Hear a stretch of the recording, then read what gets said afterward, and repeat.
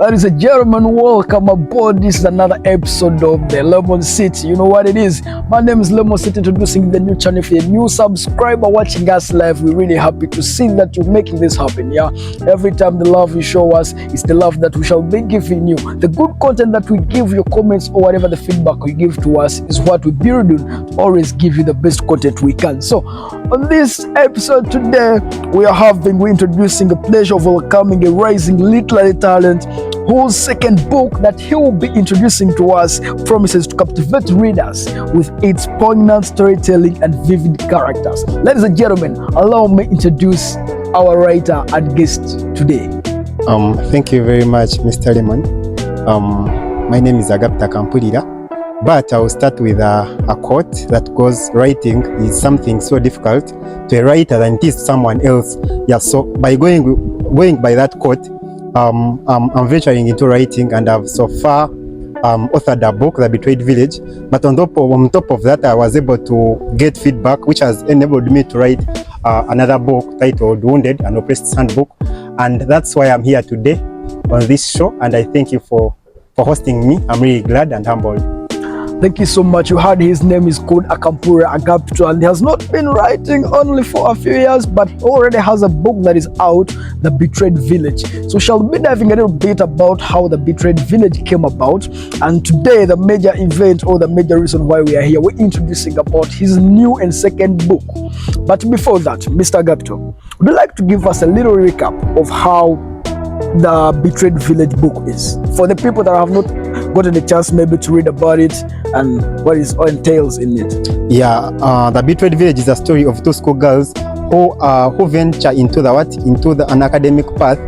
They start from primary school, but when they are doing well, actually, when they have big dreams, but by the time they reach secondary school, their dreams shatter, and they do not make it to the expectations and the expectations of their parents. So they end up going astray, and they do not even actually finish up.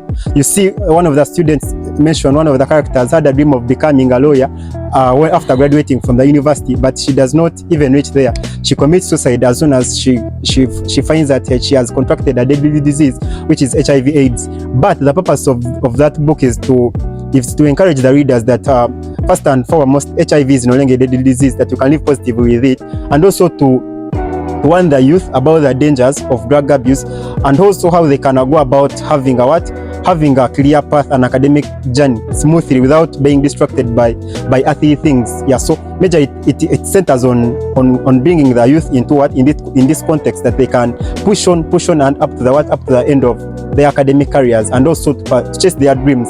So it's a book which has been published by Iconic Publications, and it's out on the market. Many copies have been sold across Kampala and even across the country, and also abroad. So you can reach out to Amazon, it's there, or you can even purchase it from me as well for your copy in case you haven't read it. Okay, thank you very much. So we're looking at The Betrayed Village as an inspiration book for the youth going through hard times and make sure that they pursue their studies till the end. Mr. Gapto, you look very young, yet we are used to writers being very mature in age and all that.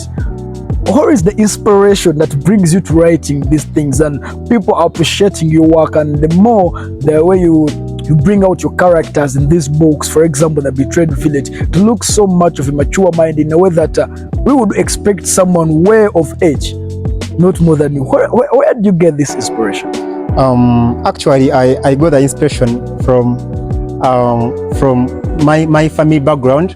Mostly my sisters, they were the first people actually to believe in me that I can write, because when I was writing the manuscript, The Betrayed Village, I happened to share it with one of my siblings, and when they read through, they said that it was really taking shape. Yeah, so I was motivated to bring it to an end, and when I was done, I had to share it with a publishing house, which was like, yeah, we can make it into a book. But even before I reached there, I had an inspiration from Africa's greatest writers. We have seen the Achebes, the Ngugi wa Thiongos. They started writing when they were also especially Ngugi, when he was a student at Makerere University. That's when he started to write literature. His books they have started when he was a student here. Yeah, so I draw inspiration from them, that have been able also to come up with, to chase this dream and make it real. Yeah, so I cannot say that I woke up overnight, start writing. And also the teachers who have taught me literature since senior one, they have enabled me to get these writing techniques, writing skills that we had to develop from writing short stories, the short sentences. Yeah, so they really enabled me like to test my capability to write. And in the due course, I found myself that I was able to actually to write. Yeah, but also putting in the context that Makerere University, there have been very many lecturers who have at least who have motivated us to write, who have encouraged us to push on, the likes of Dr. Isaac Basima, Ivry Nabulia, Alosia Squitonda. They have been really the minds behind all this project that it has come to shape, because it's because of their knowledge that I've been able to put everything into shape. Like I've learned a lot from. So you're still a student? Yes, I'm a student of journalism and communication at Makerere University. I'm in 4th year now, and I'm trying to bring the course to an end. Okay, that's amazing. So that was a little bit to recap about the betrayed village and how he got inspired to do the writing at his young age of something that I may not be sure about, but he's of the age, being a student, still his academics and other aspects of life relying on his shoulders, but still he takes on the writing to be. In a few lines, like in a few seconds, give us a little bit of what we expect in your new book. First and foremost, we shall start with the title. It's called Wounded, an Oppressed's Handbook. Yeah, so repeat that. It's called Wounded, an Oppressed's Handbook. So talking about the handbook, here I'm trying to question things, why they happen the way they do. We already know what is happening in Africa as a continent. Yeah, but of course, from an oppressed point of view, we talk about the things that oppress them, that push them to the wall.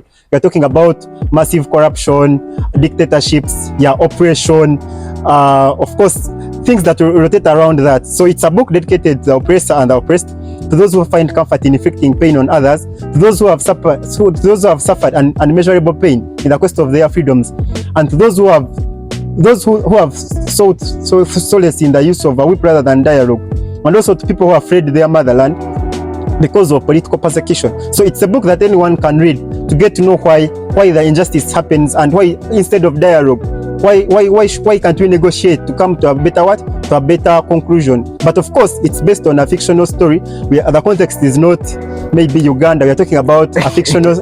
Okay, a moment. I read a book called The Animal Farm. Yes, please. Most of the people who were young by then reading that book maybe took the real thing to be animals before they came into the real world to understand what literature is, the depiction of the characters, the depiction of the fictional stories and all that, and then they came to understand what it was all about. So we are looking at the wounded and the oppressed, An Oppressed Handbook. And the Oppressed Handbook. The Wounded and the Oppressed Handbook. So we are looking at the oppressor and those who are being oppressed. In this exact book that you're coming out with, yes, please. Who is the oppressor? In a bigger image, not specifically. Oh, of course, an oppressor. Here we are talking about a person. Let me start with the oppressed, because it is where we shall lead to the oppressor. So here, an oppressed is a person who tries to bring. We are talking about a person who has leadership capabilities, who is trying to become a leader, and this person is called. He's called Matayo, but when he's contesting, I like the name. Thank you very much. So when he's contesting to become a chief, which is the highest political office in Ironko, this is the chiefdom we are talking about, a fictional chiefdom. He requests for Kasita to help him so that he can arrive at this table, at this highest office. So Matayo, because he was not a person who's interested in politics, he tried to give it all it takes, because he thought maybe this is the voice the people of Ironko, the Ironkolians have been waiting for. But to his surprise, when he toils to bring this person to the highest office, when the person reaches there, he goes against his manifesto and the promises. He now becomes a dictator. He abolishes all the laws in Ironko. He tries to cling to power. That at the end of the day, he gets a whip and whips all those who disagree with him. He becomes a cannibal, starts eating their flesh and tearing their pieces away, killing them and eating them because they are disagreeing with him. So we are trying to talk about the dictatorial tendencies in Ironko. Like, why shouldn't there be at least dialogue? Why can't you guys come to a table and you sort things that affect you as Ironkonians? Why is it always a matter of pulling the rope against the oppressed and the oppressed? Why don't you guys want to come to a dialogue? Yeah. Wow. So we are looking at the oppressed as someone who has been hoping to be the voice of the voiceless, but when he gets the power, he forgets whatever he had promised about her. So the Wounded Handbook looks to be so much of an emotional story, an emotional territory. You as a person, you as a writer, however much it's a fictional story or a fictional imaginary world that you're bringing it to like this, but are there some things that you as a person has witnessed that could have inspired you maybe to imagine and write a fictional story like The Wounded? Yes, because as a writer, we cannot fail to acknowledge that a writer writes about the topics that surround him. So we, without hiding, we know what is happening in our country, Uganda.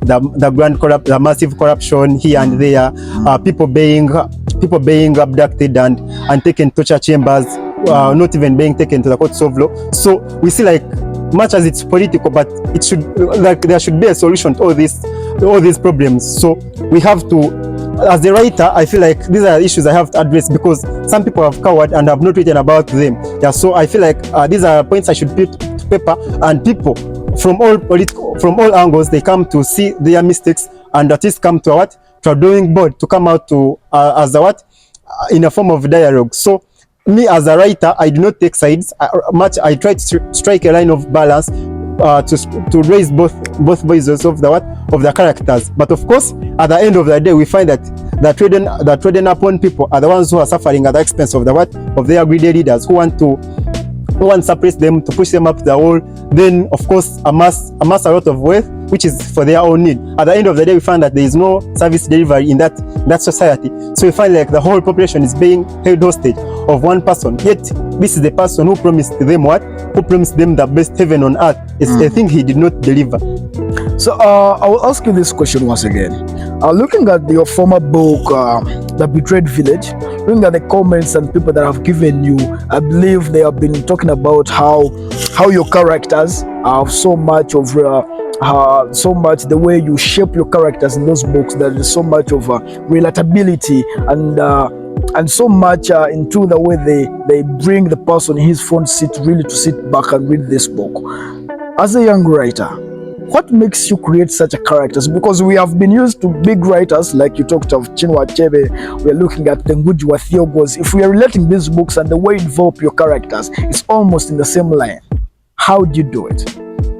First of all, we are I'm motivated by the people around me, because as you have said that I'm of a youthful age, so the people, of course, the context also has to be relatable. You find that most of my friends are also of the same age. So me coming up with a character such as Tayewa, who is a school-going child, maybe I've copied it from friends who are maybe of the same age as my siblings, who are my friends, whom I've mentored, people who are so close to me that it would be very hard for me to come up with a character who is maybe 80 years, 90 years, because I'm yet to reach there. So I'd find it more relatable and appealing that use a character of maybe 20 years, 30 years, or even less, because those are the people I interact with on a daily, and I get to know more of their challenges than I would know maybe a person who's 80 years. Yeah, so I borrow a leaf from there, that these are the people in my circle that I find fine writing about. But of course, much as these characters would be real in the real life, I prefer to go fictional, because that's where a person cannot feel offended, that it becomes a universal story that everyone can read about it and of course relate about it without feeling offended of anything or any topic mentioned. Mr. Agapto, when did you start writing? I began in my second year at Makerere University, of course writing big projects, but before I used to write about smaller projects, little poems of 2 to 3 stanzas. But while at Makerere University, I found like maybe I would be of hope to the populace out there. So I decided to make it more professional and write bigger stories, a thing I succeeded at. Yeah, so by year 3, the book was already out, The Betrayed Village was already on the shelves, and now in year 4, at least the book Wounded has been sent to the publishing house, and we expect by the end of this month to be out to be out on the market for sale. So of course this is not a thing that I've done alone. I've got people who have always believed in me that I can actually write, and of course also funded me. I was coming to that question, because we're looking at writing is a very big investment. Talking about the funds for publication, all that, you cannot do it alone. Do you have some people that are helping you out, maybe some companies doing the production and the publishing of those books? all that like? The people who publish my work, it's Iconic Publications. They are the people I've trusted with my work, and they really do a great piece of work. Yeah, so I will start by thanking Daniel Simuche, who is the CEO of Iconic Publications, for really believing in me that actually my manuscript would come to what? Would come to shape. And also the other people who have supported me financially, my dad, Mr. John Bosco Galwanda, who has been at least shout out to the dad.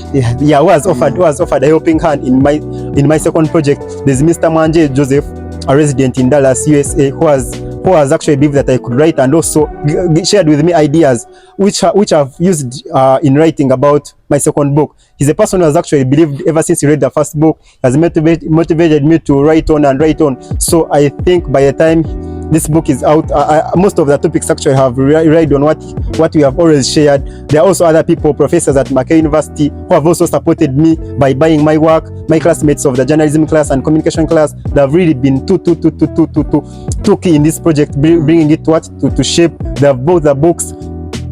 My siblings, my former classmates, my former OGs and OBs at all schools, they have really supported me, and all my friends, of course, they have really been very key in supporting me. As soon as they hear that maybe a new title under my name is out, they have always reached out, called me like they want their copies. So I cannot really take it for granted, and I cannot say that I am in this project alone. All those people are behind me, and that's why I am here today, because of them. If they had not supported me, of course, I would have maybe given up on the first project. I wouldn't have gone on with the second project. How do you feel in not more than 2 years you're having another project coming out? Of course, I feel like at least I'm serving a purpose on this earth, because but of course this came out as a result of good feedback from the first book, that people gave me positive feedback, and they urged me to write on other work that they are willing to buy and read the second book if at all I wrote it, even if it meant an overnight. Because don't you think you rushed into giving us another piece of work? No, I didn't, because if you'd see the work I write, I don't write 200 pages, 400 pages, because I believe people actually want a simpler context to read about, and of course not very many pages. A person would prefer maybe a 60-page book over a 200-page novel. So I think I did not rush, because also this book is about 90 pages, so it's not something that it needed me to take a lot of time to think about. And also the events we talked about, there are the things that happen today in the day-to-day society, so I didn't have to think about a lot. I just had to fictionalize everything and bring it to shape, even without investing in a lot of time and research, because these are the things that affect us on a daily. Okay, before we come to the closing of the show, have you made some challenges in this writing? If so, what are they, and how are you enjoying it? The memorable experience that you have made into writing these pieces of work and all that. I'll begin with a memorable, of course, the memorable part of the question. First of all, it has exposed me to social capital. Here we talk about meeting new friends here and there. These include the people who call you, hello, I want your book, can you please deliver to me? And by doing that, it means you have their number, they have yours. The people who are willing maybe to get the autographs here and there. A person will be like, oh, can I please have a photograph, an autograph from you? Can I have a photo with you? Or can I please write a brief summary about the book? Can it be what? Can it be on your page? Can I give you a remark about your first book? Then of course these people be like, when should we expect the second book? Yeah, so by doing that, it is really memorable. I can't take it for granted, and I feel it's a pleasure also to appreciate them, that they really keep us going. But of course also bringing to light the challenges, much as we get people who finance us, it's of course we know where Uganda is heading, everything is expensive, that of course would like to call out for more work, in case there are any NGOs who would like to work with us about the topics we write about, individual people who would like to support what we do. They can always reach out to us. Yeah, so we are always welcome to them, and by doing that, their efforts can be recognized on the appreciation page of the second book, because they see some space for them, and we're always welcome to work with people international and also local organizations and individuals, so they can reach out to us to fund us and support us in this cause, because it's never. Mr. Gabito, in three words, explain yourself, like describe yourself in 3 words, how you take yourself as a writer. I take myself as a free person, because I will not cling to a particular topic. So I can wake up, by the time I start writing, I have already decided what I will write about. So I feel like I'm going to write about this, then that's all. I do not force myself on something I have no clue about. And of course, another thing is that I feel like I have hope that at the end of the day, the reason as to why we tend to write will be achieved. We cannot say maybe our cause is to have at least motivated lives of 1,000 people in a short period of time. That people who perceive life to be, they have changed it in another perspective, in a better perspective. So we would like to really motivate the world by through literature, through the use of the pen. And I would also like to agree with the people who say really the pen is mightier than the sword, than the gun. That really, I also agree with that, because here when you write, actually your work can be read by millions of people and you lift their lives on a high. Yeah, so that's okay. Ladies and gentlemen, thank you much for watching this show. We have been having with a very intelligent, brilliant literary artwork, a writer himself, Mr. Akampuru Ragapto, very young in age but brilliant and mature mind. So before we send him off the show, I would like you to tell the people to buy your previous book. Also expect big on the new book and the platforms that where they can get your books, all your pieces of work. You said you're a poet too? Yes. You read some poems? Yes. You have some poems out already? Yes. So you can tell them where they can get all that pieces of work. They can reach out to me on my social media platforms, on X, Agapta Kampulira, and also Instagram, Facebook. I'm all there. Then also maybe our phone numbers. Can I read them out? Or yeah.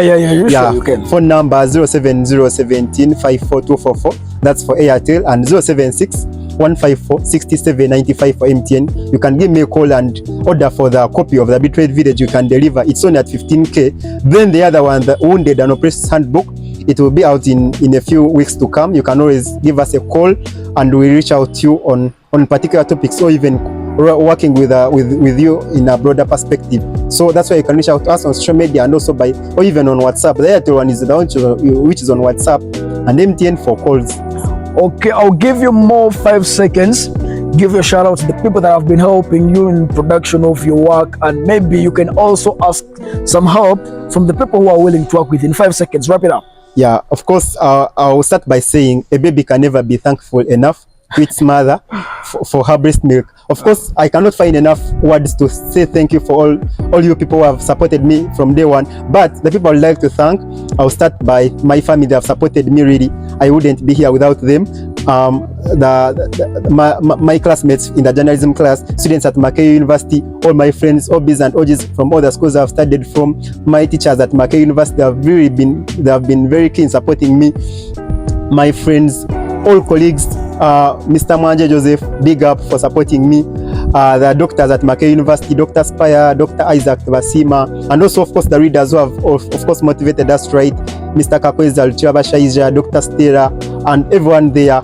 And also of course the people who have always provided us with the information and research that we would like to put in our literature. It's a very long line that we cannot get over in just 5 seconds. One last thing on this show, I want you to give one quote the young readers out there. Sorry, the young writers.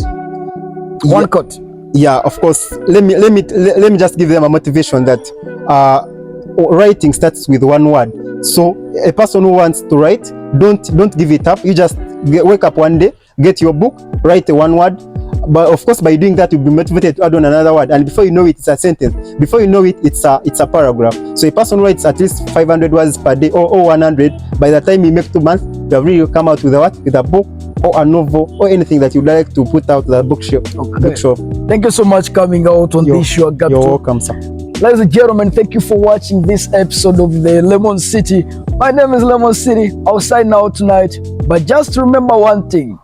Make sure to subscribe, share the content, and tonight it's been Akampuru Ragapto. He's a writer, very marvelous. His all pieces of work are very nice. Let it be poems, let it be the books he's putting out. You can find him on all his social media platforms for all the pieces of work. We love you so much. Catch you another time.